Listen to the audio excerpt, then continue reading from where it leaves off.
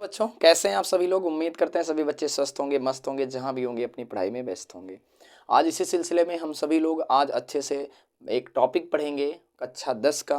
High school में एक भूगोल में हमारे भूगोल में एक अच्छा टॉपिक है कृषि, है ना। उसको हम बहुत अच्छे तरीके से पढ़ेंगे क्योंकि इससे बच्चों प्रश्न पूछा जाता है। काफ़ी इम्पोर्टेंट टॉपिक है क्योंकि इस बार लास्ट टाइम चल रहा है आपके पेपर के लिए, तो मैं ज़्यादातर आपको इम्पोर्टेंट महत्वपूर्ण प्रश्न को ही कवर करा रहा हूँ। आप अच्छे तरीके से तैयार करिए, यकीन मानिए बच्चों 70 में 65 100% आप लेकर आएंगे। और मुझे लगता है कि आप अच्छे से तैयारी कर लिए तो आप सब्जेक्ट में डिप्रेशन जरूर करेंगे बच्चों। लेकिन उससे एक ही चीज़ आपको करना पड़ेगा, वो है आपकी मेहनत। खुद आपको करना पड़ेगा। मैं आपको पढ़ा रहा हूँ, इसके साथ साथ आपको मेहनत करनी है। तो चलिए, जो बच्चे नए हैं चैनल पर, मैं चाहूँगा एक बार चैनल को सब्सक्राइब कर लीजिए और वीडियो को लाइक करिए। और जो बच्चे इस क्लास को नहीं देखे हैं, बैक जाकर पहले उन क्लासों को देखिए। ठीक है, तो चलिए बच्चों, अच्छे तरीके से हम सभी लोग पढ़ते हैं। और आज जो हम टॉपिक पर पढ़ेंगे वो है बच्चों कृषि। क्या है? कृषि। आज हम कृषि के टॉपिक पर पढ़ेंगे और सबसे इम्पोर्टेंट महत्वपूर्ण कृषि है। आपको पता है क्यों? क्योंकि कृषि से ही हमें पालन पोषण, जितनी सारी जनसंख्या का भरण पोषण होता है वो कृषि से ही, खाद्यान्न से ही होता है। कितना भी रुपया पैसा कमा लेंगे, खाएंगे क्या? अनाज ही खाएंगे। तो कहीं ना कहीं वो अनाज आता कहाँ से? कृषि से, खेती से आता है। तो इसलिए अच्छे तरीके से आप पढ़ेंगे तो खेती हमारे लिए सबसे इम्पोर्टेंट है। यदि आपसे पूछा जाए सबसे पहले भारतीय कृषि की मुख्य विशेषताएं बताइए। पहला ध्यान से सुनिए, प्रश्न वेरी इंपॉर्टेंट है। 3 प्रश्न हम अच्छे से पढ़ेंगे। भारतीय कृषि की भारतीय कृषि की मुख्य विशेषताएं। मुख्य विशेषताएं, ध्यान से देखिए क्या क्या है हमारे कृषि की मुख्य विशेषता क्या है। सबसे पहले देखिए, सबसे पहले भारत एक कृषि प्रधान देश है। भारत एक कृषि प्रधान क्या है? देश है। 70% से अधिक जनसंख्या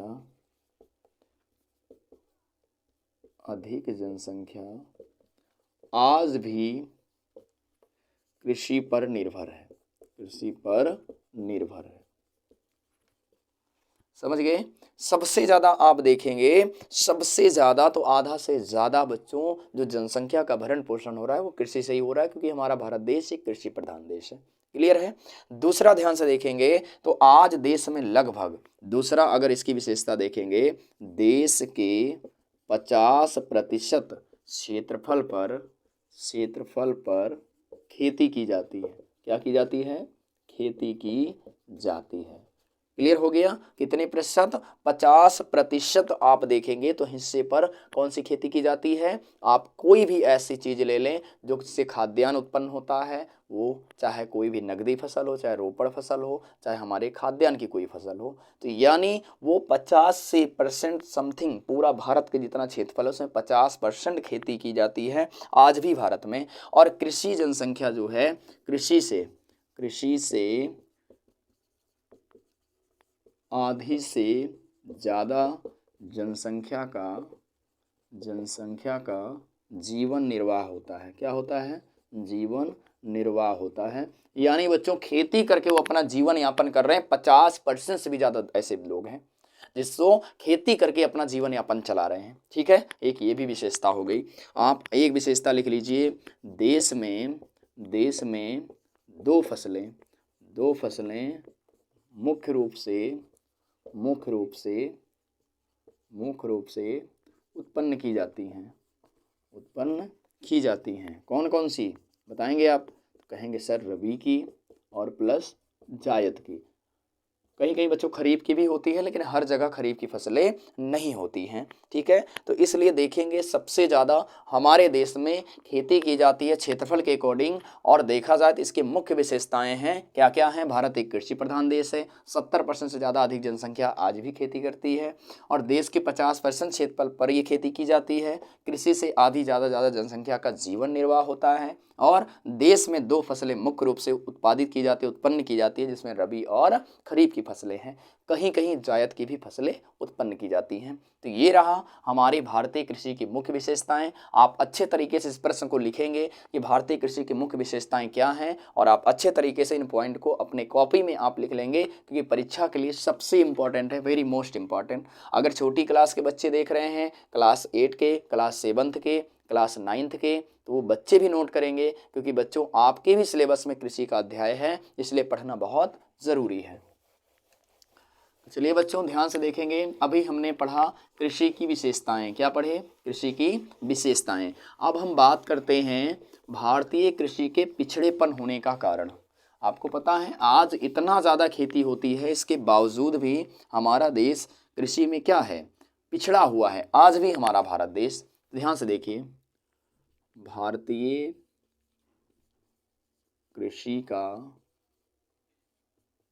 कृषि के पिछड़ेपन का कारण। देखिए बच्चों, हम हेडिंग आपको लिख रहे हैं, आप अच्छे तरीके से प्रश्न को लिखेंगे और प्रश्न लिखने के बाद आप क्या करेंगे, उसको अच्छे तरीके से आंसर लिखेंगे। तो देखो सबसे पहला हम लिख दे रहे हैं वर्षा पर निर्भर होना। वर्षा पर निर्भर होना, एक ये हो गया पिछड़ने का कारण। दूसरा, जो जोते खेत होते हैं, कृषि जोतों का छोटा आकार, यानी खेतों का छोटा आकार, एक ये भी कारण होता है। और दूसरा होता है हमारी आज भी जो खेती है वो पारंपरिक खेती, पारंपरिक खेती, ये भी क्योंकि हम नई नई टेक्नोलॉजी नहीं अपना रहे हैं, इसलिए हमें इससे भी सबसे ज़्यादा नुकसान हो रहा है। उन्नत बीजों का अभाव हो रहा है, यानी नए नए टेक्निक के हमें बीज भी नहीं मिल रहे हैं, उन्नत बीजों का अभाव। ठीक है, ये हो गया, ध्यान से देखेंगे।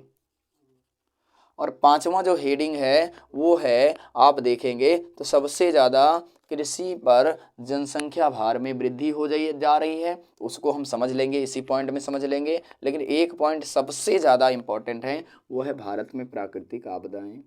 भारत में प्राकृतिक आपदाएं, आपको जो कारण दिख रहा हो उस कारण को भी आप लिख लेंगे। कोई ज़रूरी नहीं है कि मैं जितना कारण आपको बताया हूँ उतना ही कारण आप लिखें। ठीक है, तो चलिए ध्यान से देखिए, इसके बारे में हम पढ़ते हैं। हमारे भारत की कृषि को पिछड़ा बहुत ज़्यादा पिछड़ा होने का कारण क्या है? तो बड़े सारे कारण हैं, लेकिन उनमें से कुछ चीज़ें हैं, ध्यान से देखिए। सबसे पहला, वर्षा पर निर्भर होना। आज हमारे भारत देश में जितनी ज़्यादा खेती की जाती है ना, उससे आधी से ज़्यादा खेती, जैसे 50% खेती की जाती है, तो उसमें 25 से 30% ऐसे किसान हैं जो ज़्यादातर सिंचाई के लिए वर्षा पर निर्भर हैं। यानी वर्षा होती है तब फसलों की बुआई करते हैं, फसलों को सिंचित करते हैं, वर्षा पर डिपेंड होते हैं। वर्षा समय से हो गई तो खेती हो गई, वर्षा समय से नहीं हुई तो खेती में पैदावार नहीं होगी। तो इसलिए बच्चों सबसे ज़्यादा प्रॉब्लम है किसका? वर्षा पर डिपेंड होना, इसलिए सबसे ज़्यादा पिछड़ा हो रहा है। क्योंकि अगर सिंचाई की उचित व्यवस्था हो जाए, उचित सुविधा हो जाए, तो हमारी पैदावार क्या हो जाएगी? बढ़ जाएगी। तो पहला कारण हो गया। दूसरा ध्यान से देखेंगे, खेतों का छोटा आकार। अब खेतों का जो छोटा आकार होगा उससे क्या होगा, आप यदि कोई भी अच्छे तरीके से, कोई भी आप वैज्ञानिक कोई टेक्नोलॉजी ऐसा तरीका आप निकालेंगे, उससे अगर आप खेती करना चाहेंगे तो छोटा आकार होगा, उसमें नहीं हो सकती है। छोटे छोटे टुकड़े में बटे रहते हैं, आप देखे होंगे ज़्यादातर किसानों का। लेकिन यदि वही बहुत बड़ा खेत है तो उसमें चाहे वैज्ञानिक तरीके से, टेक्निकल तरीके से, चाहे जिस तरह से आप खेती करें, आराम से होगी। तो सबसे बड़ा अभाव इस चीज़ का हो जाता है जब खेत छोटे होते हैं। और पारंपरिक खेती का मतलब जैसे लोग पहले खेत को करते थे, है ना, तो आज के आधुनिक तरीके से यदि खेती की जाए तो बहुत फ़ायदा मिलेगा, कि उस समय का बचत होगा, यंत्र लग जाएंगे, अलग अलग तरह की मशीनें आ जाएंगी। तो पारंपरिक खेती को छोड़कर आधुनिक तरीके से हमें खेती करना है। तो ये पारंपरिक पुरानी खेती का जो हम तरीका अपना रहे हैं, इससे भी हमारा कृषि क्या हो रहा है? पिछड़ापन हो रहा है। अगला है उन्नतशील बीजों का अभाव। आप खेत में कितना भी अच्छा, कोई भी अच्छा उर्वरक डाल दें, लाकर कुछ भी कर दें, अच्छे सिंचाई करें, समय पे सब कुछ करें, लेकिन यदि बच्चों बीज ही सही आपको नहीं मिला है उन्नत किस्म का, तो कहाँ से फसल अच्छी होगी? होता है कि नहीं होता है? यदि जड़ ही सही से नहीं है, अच्छे से नींव ही मजबूत नहीं है, तो घर कहाँ से मजबूत बनेगा? तो इसलिए अच्छे तरीके से हमें उन्नत बीजों का भी अभाव होता है, हमें बीज सही प्रकार के नहीं मिल पाते फसलों के, जिसकी वजह से हमारी पैदावार नहीं होती और हमारा कृषिपन क्या हो जा रहा है? पिछड़ता चला जा रहा है। अगला है बच्चों, हमने सब कुछ तैयार कर दिया लेकिन मेन समय पर बच्चों एक आपदा आई, ओला पड़ गया, आंधी आ गया, तूफान आ गया, बाढ़ आ गई, तो सारी की सारी फसलें क्या हो जाएगी, नष्ट हो जाएगी। तो यानी भारत में जो प्राकृतिक आपदा होती है इसके वजह से भी बच्चों सारी फसलें क्या होती है, पूरी तरह नष्ट हो जाती है। आपको पता चलेगा हर मौसम में, बारिश के मौसम में ज़्यादातर भारत के राज्यों में बाढ़ आ जाती है और इसलिए सारी फसलें क्या हो जाती हैं, नष्ट हो जाती हैं। तो हमारे भारतीय कृषि के पिछड़ेपन होने का कारण आप समझे, पहला वर्षा पर निर्भर होना, खेतों का छोटा आकार, पारंपरिक खेती, उन्नतशील बीजों का अभाव, भारत में प्राकृतिक आपदा। आपको ऐसे लिखना नहीं है, आपको ऐसे हेडिंग लिखकर इनके बारे में लिखना है कि इन इन चीज़ों की वजह से हो रहा है। इसको अच्छे तरीके से मैंने समझा दिया, नहीं समझ में आया होगा तो आप अच्छे तरीके से फिर से वीडियो को पीछे करिए और अच्छे तरीके से देखिए। इसमें अगला प्रश्न आप सभी लोग ध्यान से देखेंगे। अभी तो हमारा क्या था, भारत का पिछड़ेपन होने का, हम ये समझे कि क्यों हमारा भारत की जो कृषि की पैदावार है वो दिन पर दिन यानी पिछड़ापन होता चला जा रहा है, यानी पीछे होता चला जा रहा है। ध्यान से देखिए बच्चों, हमारा तीसरा प्रश्न हम लिखते हैं, अब की पढ़ते हैं, भारत में कृषि उत्पादकता बढ़ाने के उपाय। कृषि उत्पादकता बढ़ाने के उपाय। ध्यान से देखिए बच्चों, अच्छे तरीके से देखिए, इस प्रश्न को हम पढ़ेंगे। अभी तक हम पढ़े कि हमारा जो कृषि की पैदावार है, जो हमारी कृषि है वो पिछड़ापन होता जा रहा है, किन कारणों की वजह से हो जा रहा है। अब अगर वही कारण हट जाए तो हमारी कृषि की उत्पादकता क्या हो जाएगी, बढ़ जाएगी। ध्यान से सुनिएगा, जो कारण था अगर वो कारण हट जाए तो हमारी पैदावार बढ़ेगी कि नहीं बढ़ेगी, कृषि आगे बढ़ेगा कि नहीं बढ़ेगा। तो सबसे पहला बढ़ाने के लिए नंबर 1 हम क्या करेंगे, सिंचाई की सुविधा। किसकी, सिंचाई की पर्याप्त सुविधा। अगर ये कर दें तो हमारा सबसे ज़्यादा क्या होगा, कृषि में उत्पादन बढ़ जाएगा। अच्छे उर्वरक हो जाएं। अगला, उन्नतशील बीज मिलने चाहिए। क्या, उन्नतशील बीज ये मिलना चाहिए। अगला क्या मिलना चाहिए आपको, कीटनाशक दवाएं होनी चाहिए, है ना, क्योंकि सबसे ज़्यादा आज फसलें बर्बाद होती हैं रोगों से, है ना, तो कीटनाशक दवाएं होनी चाहिए। अगला क्या होना चाहिए, आधुनिक यंत्र जिससे क्या कर सकें, खेतों में काम कर सकें, बहुत ज़रूरी है काम कर सकें, है ना। इसके बाद हम क्या करें, वैज्ञानिक तरीके से खेती करें। किस तरीके से, वैज्ञानिक तरीके से खेती करें। वैज्ञानिक तरीके से क्या करें, खेती करें। क्लियर हो गया। अगला देखेंगे, अगला हम क्या करें, हम अगला करें कि यदि अगर कभी भी सूखा पड़ जाए, बाढ़ आ जाए, किसानों को वित्तीय मदद मिले। क्या मिले, वित्तीय मदद किसानों को आपदा के समय, ताकि किसान आराम से अपने खेती को अच्छे तरीके से डेवलप कर सके। अगर एक और देखें तो हमें कृषि का ज्ञान होना चाहिए। हैं बच्चों, बहुत सारे पॉइंट हैं जिस पर ध्यान देना चाहिए, लेकिन कुछ मुख्य पॉइंट हैं, यदि इन पे ध्यान दिया जाए तो हमारी कृषि उत्पादकता क्या हो जाएगी, बढ़ जाएगी। 3 प्रश्न आप यकीन मानो आपके परीक्षा के लिए 110% आएगा ही आएगा।